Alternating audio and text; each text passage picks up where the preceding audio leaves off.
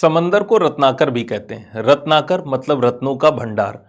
समुद्र में तरह तरह के रत्न होते हैं, लेकिन वो बहुत ज्यादा गहराई में पाए जाते हैं।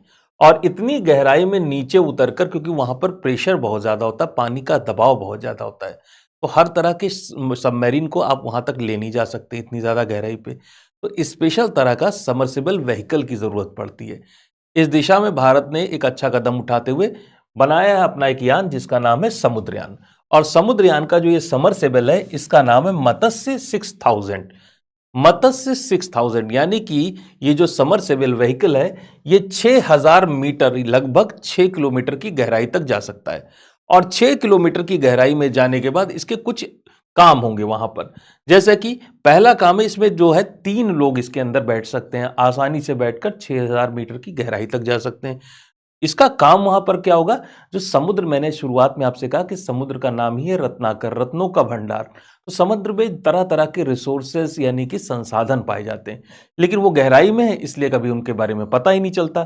तो ये जो है, जब नीचे पहुंचेगा, तलीब के पास पहुंचेगा, तो वहां पर जाकर ये तरह तरह के जो ओशियन रिसोर्सेज हैं उनका पता लगाएगा। और तीसरा, ये जो यान है, ये लगभग लगभग 12 घंटे तक आसानी से समंदर के भीतर रह के अपना काम कर सकता है। और अगर कोई इमरजेंसी हो गई, तो ऐसी स्थिति में इसके अंदर 96 घंटे तक लाइफ को सपोर्ट करने वाले सिस्टम बने। यानी बहुत ही ज्यादा सोफिस्टिकेटेड ये सिस्टम है।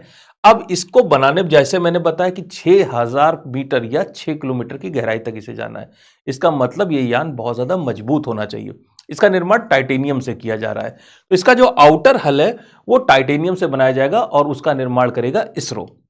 लेकिन इसके अंदर बायोंसी चाहिए, यानी इसके अंदर तैरने की क्षमता भी हमें विकसित करानी चाहिए। तो उस तैरने की क्षमता के लिए इसमें लगेगा एक सिंथेटिक फोम। और वो सिंथेटिक फोम इंडिया में नहीं बन रहा है, वो बन रहा है फ्रांस में। लेकिन उस सिंथेटिक फोम को लाने में यहां पर बहुत सारी देर हो रही है, जिसकी वजह से इसके ट्रायल्स अभी फिलहाल थोड़े से धीमे पड़ गए। एक बार सिंथेटिक फोम आ गया, तो हमारा समुद्रयान, इसके ऊपर टाइटेनियम का हल लग जाएगा, एक दो टेस्ट होंगे, और फिर जो है इंडिया समंदर की सरफेस के साथ साथ समंदर के भीतर भी जाकर वहां के रिसोर्सेस का अध्ययन कर पाएगा। और वो तरह तरह के संसाधन जो है उनको वहां से निकालकर भारत की प्रगति में अपना योगदान देगा। तो ये एक तरह की इकोनॉमी होती है, जिसे हम कहते हैं ब्लू इकोनॉमी। ब्लू इकोनॉमी का मतलब use of ocean for the development of country, यानी कि समंदर का प्रयोग करके, समंदर और समंदर के भीतर के संसाधनों के प्रयोग करके किसी देश की जो हम आर्थिक प्रगति है उसको और ज्यादा तेज करना। तो समुद्रयान उसी दिशा में एक बड़ा कदम है। अब ये वहां जाकर करेगा क्या? तो देखिए, इसका पहला काम है कि जब हम इस तरह का यान बनाते तो पहला काम होता है अनुसंधान का, यानी कि हम यहाँ रिसर्च का काम करेंगे। जो समुद्र होता है, समुद्र की जो तली होती है वो लगातार फैलती रहती है, नीचे का लावा निकलता है और इसकी वजह से समंदर का तल फैलता रहता है। इसे हम सी फ्लोर स्प्रेडिंग के नाम से जानते हैं। तो सी फ्लोर स्प्रेडिंग की वजह से जो है, जो कॉन्टिनेंट्स होते हैं उनके बीच की दूरी बढ़ती जाती है। तो अब इससे होगा क्या कि भाई, जो ये दूरी बढ़ रही है, सी फ्लोर स्प्रेडिंग की जो कॉन्सेप्ट है, ये कितनी सही है कितनी गलत है, जब तक हम नीचे नहीं उतरेंगे तब तक उसके बारे में हमें पता नहीं चलेगा। और अगर हो रही है तो उसकी गति कैसी है, कितनी तेज गति से हो रही, अफ्रीका और इंडिया कितनी तेज गति से एक दूसरे से दूर हटते जा रहे हैं। तो इसके लिए भी आपको समंदर के भीतर जाना पड़ेगा। तो पहला काम तो होगा इसका रिसर्च पर्पसेस के लिए इसका यूज होगा। दूसरा चीज है, जो समंदर होता है, समंदर की सतह पर कुछ जगहें ऐसी होती जहां पर स्पेशल तरह के मिनरल से रिच नोड्यूल्स यानी कि पत्थर मिलते हैं। इनको हम पॉलीमेटलिक नोड्यूल्स कहते हैं।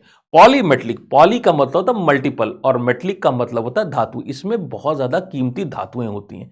अब इन धातुओं वाली ये पॉलीमेटलिक नोड्यूल जो कि सरफेस पे पड़ी हुई है, समंदर के तल पर पड़ी हुई है, इनको वहां से निकाल अगर हम लाए, तो इनका यूज जो है आज की जो मॉडर्न इकोनॉमी है उसमें इसके अंदर के मेटल्स का यूज किया जाता है। तो ये जो यान है, आगे चलकर इस यान की सहायता से, और इसमें ऐसे इक्विपमेंट्स भी लगे हुए हैं कि जिनकी सहायता से हम पॉलीमेटलिक नोड्यूल्स की माइनिंग का काम कर पाएंगे। तो पॉलीमेटलिक नोड्यूल, जैसे कि मैंने आपको बताया कि एक बार ये ऊपर आ गए, तो फिर इनका यूज हम इंडस्ट्रीज में करेंगे। हमारे देश की जीडीपी और इकोनॉमिक ग्रोथ जो है वो तेज गति से बढ़ना शुरू हो जाएगी। दूसरी बात है कि इंडिया आज तक कभी भी इस अंधेरे क्षेत्र में, जो कि करीब करीब 6000 मीटर की गहराई पर है, इतनी गहराई में भारत ने कभी भी अपना यान नहीं उतारा।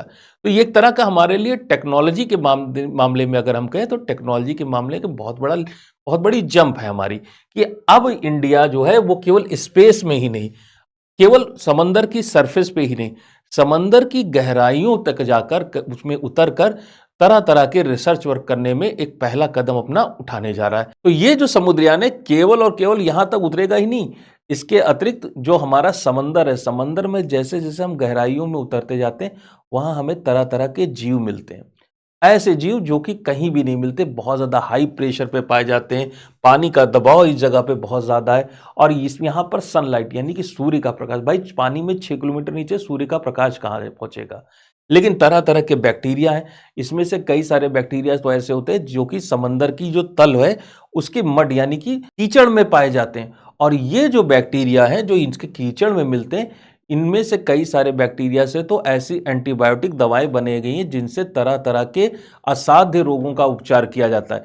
तो अगर हम वहां तक पहुंच सके तो हमें इसकी पूरी संभावना है, कुछ नए प्रकार के जीवन के बारे में पता चलेगा, और ये जीवन हो सकता है कि आगे चलकर बहुत सारी मेडिसिन बनाने के लिए जो हमारे देश की जो बायोडाइवर्सिटी उसमें कुछ नए नाम जुड़ जाएंगे, और हमारे देश में जो नई तरह की इकोनॉमी, जो इंटेलेक्चुअल प्रॉपर्टी राइट्स हैं, वो भी भारत के वो आगे चल के बढ़ेंगे।